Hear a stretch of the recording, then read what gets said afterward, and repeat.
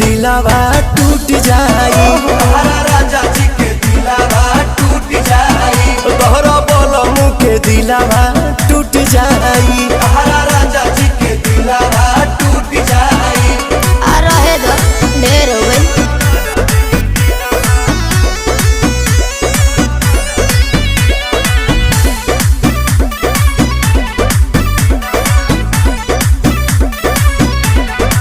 हो जनी छोड़ भवन करब